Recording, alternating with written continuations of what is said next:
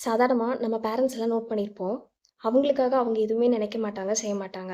அ ஆரோக்கியமான ஃபுட்டா இருந்தாலும் சரி, உடம்பு சரியில்லனாலும் சரி, எதுவுமே வந்து குழந்தைங்களுக்காக தான் எல்லாமே செய்யணும். உடம்பு சரியில்லன்னா நம்மள வந்து ரொம்ப கேர் பண்ணிப்பாங்க. ஆனா அவங்க அவங்க உடம்பு சரியில்லனாலும் அவங்க வேலை செஞ்சுட்டே தான் இருப்பாங்க. அ ஃபுட்டுமே ஹெல்த்தியான ஃபுட் அவங்க எடுத்துக்க மாட்டாங்க. ஃபர்ஸ்ட்டு குழந்தைங்களுக்கு தான் குடுப்பாங்க.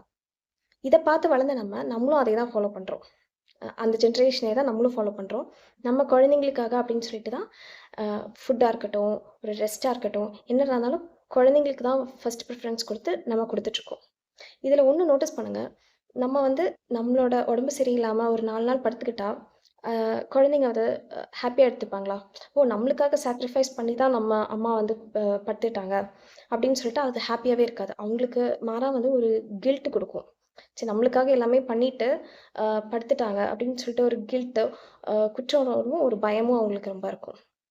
அ அவங்களுக்கு வந்து சாக்ரிஃபைஸ் பண்ணிட்டே இருக்கிற பேரண்ட்ஸ் வந்து பார்க்க வேண்டாம். அம்மாவும், அப்பாவும் வந்து ஒரு மெடிசின் சாப்பிட்டுட்டே, அப்படி இருக்கிறத பார்த்துட்டு இருக்கிறத விட, ஒரு சிரிச்சு சந்தோஷமா, நிம்மதியா இருக்கிற பேரண்ட்ஸ் பார்க்கறக்கு தான் அவங்க ஆசைப்படுவாங்க.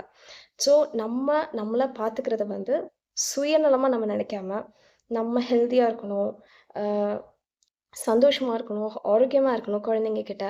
அப்பதான் அவங்க அத பார்த்து வளருவாங்க. அவங்களும் வந்து ஹெல்த்தியா வளருவாங்க. சந்தோஷமா வளருவாங்க. எல்லாமே ஷேர் பண்ணிப்பாங்க.